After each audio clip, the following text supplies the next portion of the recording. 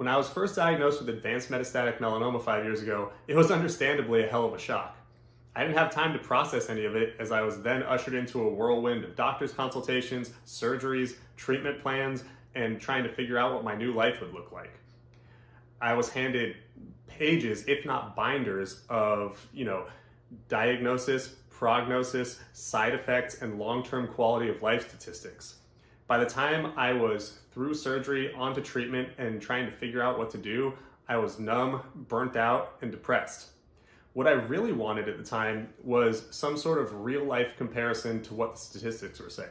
What does it mean when you have a 75% survival rate, yet you're in the young and healthy portion of a population who gets cancer? I was 30 years old at the time, and I thought I had everything going for me, but then, I'm seeing differing statistics based on pre-immunotherapy treatment, post-immunotherapy treatment, and having people tell me, oh, don't worry about it, you're young, you got this, you'll overcome it. I realized about halfway through the treatment and fallout from cancer that I wanted someone to be my guide, but it didn't really exist. So this time around, when I had a recurrence and I was diagnosed with stage 4 metastatic melanoma, I decided that I would start to do these vlogs.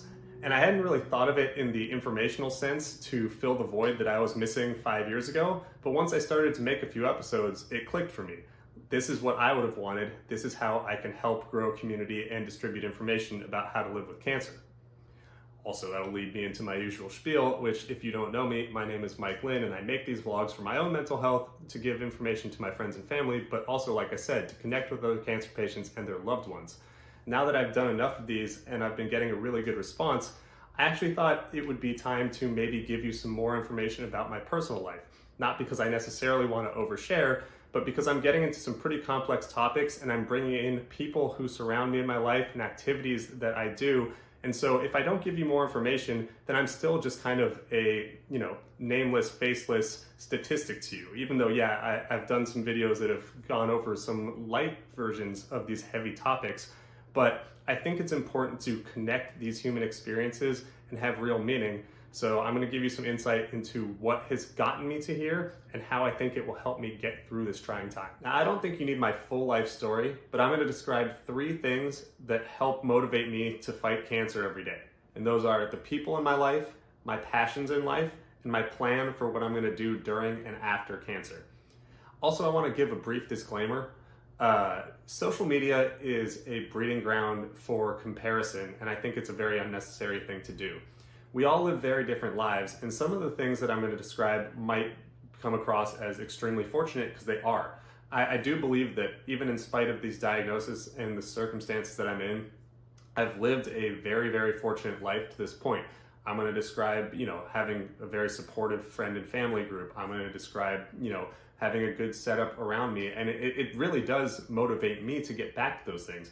And if you're a cancer patient or you're someone else who's going through a struggle in life, my goal in explaining these things is not to make you feel any worse or not to say like, hey, look, I've got reasons, because I think everyone has reasons to get through adversity in their life. I think our goal in life should always be to improve upon where we are and to have a brighter outlook. And I understand that, especially when we're dealing with, such a serious disease like cancer, there are instances where it can be really difficult to have that outlook, or ultimately it's something that can't come to fruition. But I do just want to emphasize that everything I'm explaining here is to help build the backstory of what I'm going through and how I plan to get through it. And I hope that it can, be used as motivation for other people rather than to, discourage people. So with that in mind, I'm going to talk about the most important thing in life to me, which are the people I care about. I have an immediate family that I'm super close with. My 2 parents and my brother and his wife are all extremely present in my life. They all live in San Diego, California, where I'm originally from. And one of the most wonderful things about them is that I am friends with all of them first, in spite of my blood relation or marital relations with my brother and his wife. And I think it makes it really easy for us to coexist in a healthy way. My parents have always encouraged my brother and I to be curious and compassionate and to live life on our own terms. And over the course of 30 some odd years of developing that relationship, I think we've done a great job of, motivating each other and supporting each other and being there when it counts. I mean, like I've described in another episode of the vlog, my dad even got cancer out of solidarity with me, so big ups to that guy. He really, really is supporting the genetic tie between cancer and, our diagnoses. Just kidding, get better, Dad. This sucks.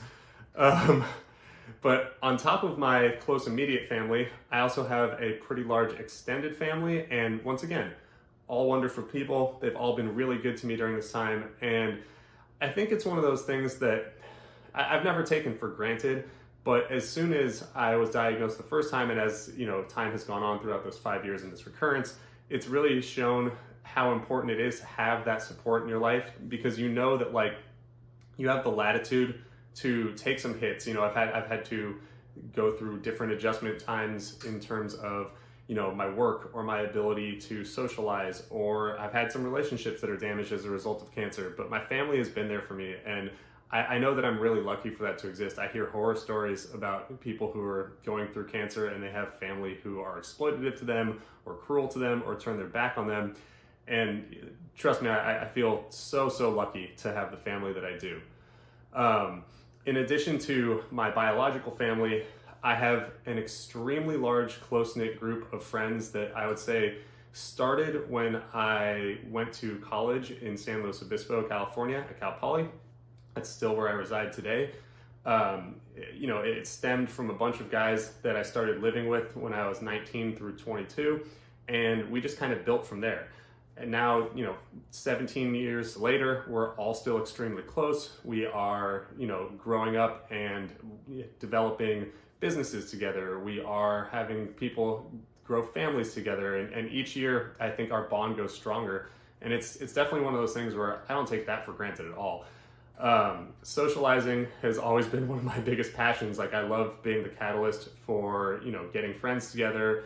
And I think that these guys and the large network of friends that I've developed have been just as integral as any other people in my life to making me feel like I have all the support that I need. I still live with two of my best friends. I have many other close friends in town, and the amount of food that's been brought to me, or just calls and texts reaching out to make sure that I'm okay, and offer of anything that I need has been so helpful. I mean, this is why I think explaining that I have this can be good for you guys to kind of see, because you need this stuff if you're going to have the best chance of success in cancer. Cancer is so destructive to all of your kind of normal pillars of life, that if you don't have the support that you should have, it makes it exponentially harder. And like I said, this isn't to rub it in for people who don't have that, but I think that if you have the availability and you are worried that you're encroaching on your friends and family, or you're going to be a burden, I would say please don't hesitate to ask people or let them know that they could make your life a lot easier, because it really does help to have that.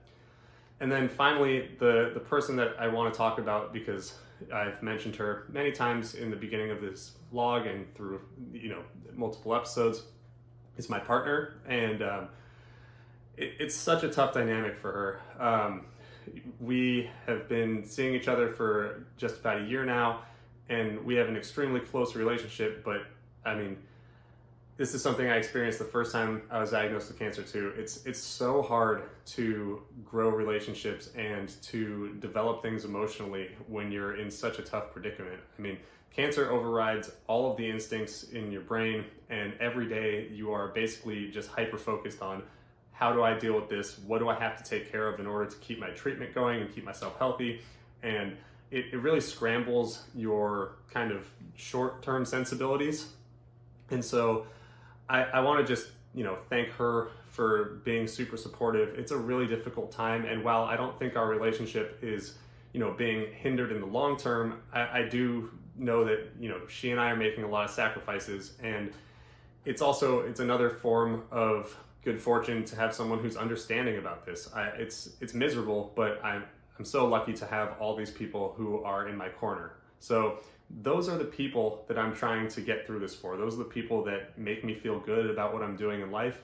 And those are the people that when I reference them in future episodes, you can kind of understand what I'm trying to get people I love and care about. It took a lot of time, so I want to thank you for sitting through that. I'm going to try and get through this section a little quicker. I'm going to talk right now about my passions in life, the things that kind of get me out of bed and historically have on a day-to-day basis. I think first and foremost, my biggest love is competing. From a young age, my parents encouraged me to assert myself in academics and sports and extracurricular activities and games, but always in a healthy fashion where they didn't put too much pressure on me. They let me decide what I wanted to participate in. So I've been a competitive distance runner and basketball player since I was a small kid. I did it all through high school and college and into adulthood. And really, basketball is my favorite thing on the planet to do. Playing basketball is the end-all be-all, and I actually structure a lot of my life around it, which, when you're getting into your mid to late 20s and 30s, it becomes a little psychopathic, but I've kept it up. That's because not only is it super fun to me, but also it keeps me in very good physical condition, and it serves as the biggest boost to my mental health. I know that when I am not getting workouts in, I'm not at my best, and that's actually a big part of what I'm trying to do throughout cancer treatment is keep myself in shape to keep working out and make myself feel okay about what I'm going through. The love of competition has also kind of shaped the way that my career path has gone in life. I've actually been self-employed my entire life, and it's been in a very unconventional way.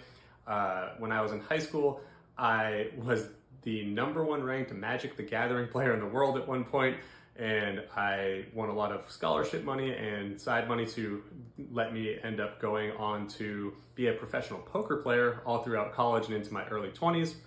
From there, I used the winnings I accrued to start a transportation company with a couple of my best friends. I ended up running that for 12 years, in which I recently sold it. And now I am a freelance copy and content writer, and I am pushing to continue building my own agency, although those plans have been a little bit thrown off by cancer. But the element of competition and pushing myself has always been something that I've really, I don't know if it's even a choice. It's just ingrained in who I am. When I get involved in something, I want to be the best at it, and I think that it has served me well as I've actually been able to balance it. I don't think I've compromised too much of my own mental health or become kind of an asshole about it, which certain people are prone to do when they have that tendency. So I'm proud to have that be one of the leading drivers of what I do. I'm going to try and continue to speed through this last section as I know this video is getting long. But I want to give you one more glimpse into what my plan is during treatment and hopefully, if I get there, post-treatment and onto a life that is now being radically altered by cancer. If I make it through treatment and onto what would be a cured marker, which would be 5 years out, I will have spent the entire decade of my 30s fighting this disease, so it's unequivocally part of who I am. So in order to do that, I need to give myself the best chance of success, which again, it ties in a lot of these elements. I think, living a health and fitness oriented life with a good approach to diet and listening to my body about sleep and trying to take care of my mental health right now is my first and foremost concern. When you're dealing with such a serious disease, you need to give yourself every chance you have to beat it. There's a lot of life that I hopefully have left, and if I am flippant about some of these things, I would probably regret it if things started to decline. But ultimately, I know that's not necessarily just in my control. Cancer is a very, very unpredictable disease. Past the plans that I have for getting through this treatment and recovery period, I now understand that because it's taken over such a large portion of my life, cancer will probably be something that I am focused on in the years ahead of me as well. I have started this vlog and I've gotten such a good response from it that it's encouraged me to look into other avenues for helping cancer patients. And I have no doubt that I will be looking into different ways to give back to the community around me, whether it is working with the oncology clinic that I go to for mental health resources for patients, or getting into medical writing on the professional side, or even pursuing something in medicine. I have no idea what this might look like. I have a long battle ahead of me before I even get to approach any of these things, but it's good to work towards things in life and to have a picture of what things could be like if I get to experience the positive outcomes from my prognosis. I'm going to put a bow on all these descriptions of my life by once again saying that I really do feel fortunate to be able to tell you guys about the life I've had before cancer, during cancer, and hopefully after cancer. I have conversations about the, real existential threat of cancer with people all the time. And I reiterate to them that if the worst was to happen, if I wasn't to make it because of cancer, I wouldn't necessarily feel cheated. I've lived a very full life already, and I have had the freedom to try things, fail at things, but to do it on my own terms. But I'll give you a little different spin that my dad told me the other day when we were having a conversation. I told him that, I obviously, we all want the best, but if something shitty was to happen, then I wanted him to know that I felt like the time that I've always had has been special. And he came back and said, look, that's correct. It's a good, healthy approach to not feel cheated, but there's never enough time. When you're dealing with people you love and a life worth living and a future that you think can be better, there's never enough time. And cancer encroaches on that, but my goal is to make the most of every day that I can. Even when I have times like this last month where I've been debilitatingly ill, it doesn't really stop my outlook, even though it temporarily impedes my progress. But the ability to, size things up again and say, hey, I want to fight for this life, I want it to be better, and I want to share this with the community that I'm growing right now. It's been a really special experience. So again, I want to thank you for sitting through the longest video I've made. I'd love to hear whether this forum is interesting to you guys or whether it's just me being self-congratulatory or whatever. But really, if you made it through this, I truly appreciate it, and I will be back next week with some more information-laden videos.